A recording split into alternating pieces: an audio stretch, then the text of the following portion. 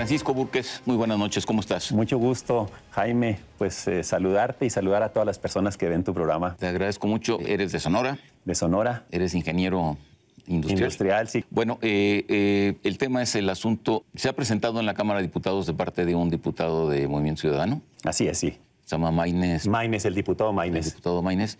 Un impuesto nuevo que le llaman, los que no estamos muy de acuerdo con él, el impuesto a la muerte. Es decir, que hay que grabar las herencias con una determinada cantidad por el simple y solo hecho pues, de que el que era el propietario pues, se murió y heredó. ¿Cuál es la propuesta? Esto es algo que ha intentado muchos países y terminan las clases medias pagando este impuesto. Y es terrible porque pues, el dinero que tú vas acumulando, que vas haciendo, el fruto de tu trabajo, es para tus hijos, para tu familia. Ya pagaste impuestos, ya una cantidad tremenda de impuestos. Yo calculo que va del 40 al 60% de tu ingreso, el que pues, termina llevándose el gobierno. Y eso no es justo, no es justo. Y en este impuesto a la herencia, en este impuesto a la muerte, pues se trata de pagar supuestamente a partir de cantidades altas, hasta 50 millones pagas el 10% y después de 50 pagas el 20%. Supuestamente estamos hablando de cantidades grandes, de 20 millones para abajo no pagas en herencias, pero así empezaron en todas partes. Y ahorita en Andalucía, en España, Podemos y estos gobiernos que tienen una visión de quitarle muchos impuestos al ciudadano, a las familias, para llevárselo al gobierno, pues hay 1000 renuncias a herencias cada año, porque pues aparte cuando quieres vender la casa o la propiedad o el terreno, la familia tiene que pagar aparte a los 15 días el impuesto, pero resulta que vale 100 pesos y cuando la quieres vender para poder pagar los impuestos la tienes que vender a la mitad, entonces termina siendo un problemón muy serio. Y todo esto se enmarca finalmente en lo que tú dices, el síndrome de Robin Hood, ¿no? Está como una tesis muy generalizada que finalmente el problema fundamental de la sociedad mexicana, pero las sociedades modernas, es la desigualdad. Y que entre menor desigualdad estaremos mejor.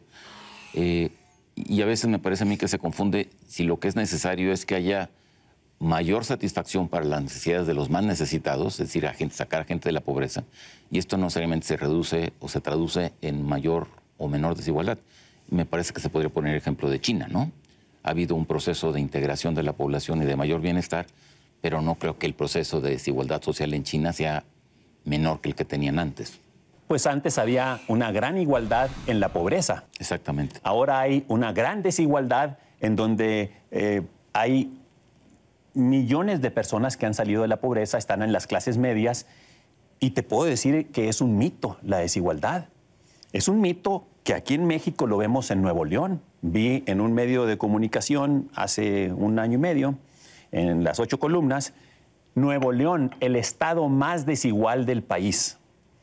Ah, caray. Y entonces me puse a investigar y resulta que un obrero en Nuevo León gana 3 veces más que el promedio de los obreros en el país. Ah, bendita desigualdad, dije yo. Entonces, la lucha es contra la pobreza. En México seguimos teniendo, a pesar de una redistribución de recursos tremenda, seguimos teniendo la mitad de gente pobre, de personas en pobreza. Lo que tenemos que hacer en el país es cambiar de chip y no pensar como piensan los políticos que dicen, bueno, los pobres son pobres porque hay ricos y entonces le voy a quitar a los ricos. No hay que polarizar a la sociedad. Lo que tenemos que hacer es que la gente tenga más oportunidades de desarrollo. Y así sí vamos a acabar con la pobreza.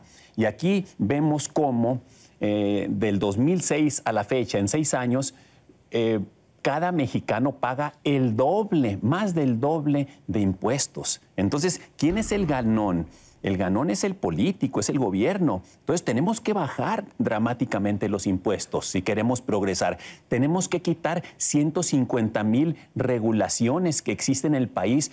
Tenemos que quitarle los impuestos al trabajo. La gente que trabaja termina pagando una parte muy importante, y yo digo que terminamos trabajando, y estoy hablando a nivel obrero, en economía formal, de que terminan trabajando 4 meses para el gobierno.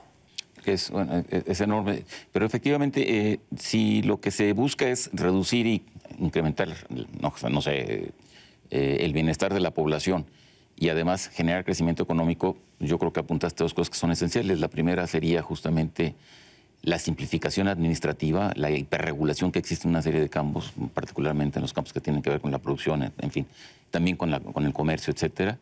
Y el otro, obviamente, pues es esta carga excesiva de impuestos, ¿no? Si hablamos en tema de impuestos y nos comparamos contra otros países, hay un índice que se llama el World Economic Forum, de índice de competitividad. En el tema fiscal, México ocupa el lugar 114 de 144 países, de pésimo sistema fiscal. Entonces, un emprendedor, un carpintero, un mismo contratista pequeño de pintura o de albañilería, o sea, se ven obligados en un 60% a irse a la economía informal, a no tener los beneficios del sistema financiero y muchos otros beneficios que terminaría teniendo la economía formal.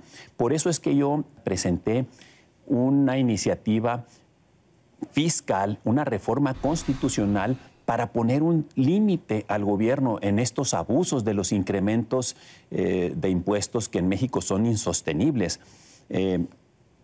Y aquí la propuesta consiste en un impuesto único. En lugar de tener 15 impuestos a nivel federal, más otro tanto de impuestos locales en los estados y en los municipios, impuestos a la nómina, etcétera, pues con un solo impuesto a nivel federal, que sería un IVA, que hoy es de 16%, y así se podría quedar, pero podría crecer en un tope máximo del 20%, y los estados tendrían que competir por ver cuál es el estado más eficiente, menos costoso para las inversiones y promover las inversiones. Ahí podrían tener otro incremento, pero ahí se regula por la competencia entre estados por las inversiones, y los municipios deben de vivir del predial. De esta manera nos aseguramos de que México verdaderamente pueda ser un país que se desarrolle, que le quitemos la camisa de fuerza a los emprendedores y a los trabajadores, y que entendamos que una economía va a progresar si el dinero está en las familias, en los ciudadanos y en los emprendedores, en la sociedad civil, y no en los políticos, en el gobierno y en sus presupuestos públicos. Mencionabas tú, antes de que empezáramos el programa, el caso de la reforma fiscal de Trump, ¿no? Que bajó el impuesto sobre la renta de 20 y tantos. De 35 creo que andaban en Estados Unidos el impuesto sobre la renta, y lo bajó a 21%. ¿Y qué resultado me estabas comentando? Captaron más impuestos.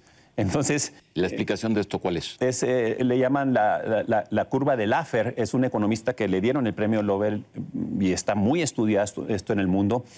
Cuando tú tienes un sistema en donde muchos pagan poco, todos están dispuestos a contribuir, porque estar en la economía formal te da unos grandes beneficios. Cuando estás en un sistema como el mexicano, en donde pocos pagan mucho, y normalmente esos pocos son los obreros, los trabajadores y los ejecutivos, las clases medias y las empresas medianas son las que los contribuyentes cautivos, son los que terminan sosteniendo a esta burocracia corrupta e ineficiente. Entonces, dentro de limitar al gobierno en sus facultades fiscales, para no quitarte tanto dinero a ti, ciudadano, emprendedor o familia o trabajador, necesitamos entender que el que mucho abarca, poco aprieta. Si pasa este impuesto sobre la muerte, tú dijiste que lo defenderías a capa y espada. A capa y espada. Es Sí. vital. Sí. La propiedad privada es un derecho natural de cada ser humano. Es el derecho a que se te reconozca que es tuyo el fruto de tu trabajo, intelectual o físico. Si no respetamos ese derecho a que tú seas dueño de lo que es tuyo, por lo que tú has trabajado y que es para tu familia, para ti y tu descendencia, entonces vamos a volver a la era de la lucha económica por los recursos del más fuerte, ¿no? Como era hace siglos. Entonces, hoy estamos en una lucha civilizada, en una supervivencia armónica por la competencia, por los bienes económicos. Y si rompemos eso, se vuelve no solamente en una injusticia, en un robo por parte de la clase política para los ciudadanos, sino que rompemos una armonía en donde no se va a reconocer la propiedad como era en los regímenes comunistas. Se nos acabó el tiempo prácticamente, Pancho. Tú, pues prácticamente ya concluyes tu labor como senador. Así es. ¿Qué vas a hacer? En muy pocas palabras. Ya no creo que la solución esté en los políticos. Los políticos no se van a autolimitar. Es con la presión de los ciudadanos como vamos a hacer los cambios que este país requiere para que el ciudadano tenga el poder y no lo tengan los políticos, el poder de las decisiones y el dinero. Y voy a dedicarme en una organización política, en una fundación, a precisamente desde lo ciudadano, no desde lo político, a ejercer presión para que se logren cambios de fondo para que este país progrese. Pues mucha suerte. Pues muchas gracias. Y ya que la tengas, te invitamos. Ándale, gracias. Ahí te platicaré. Muy bien. En Contexto, buenas noches. Hasta la próxima semana.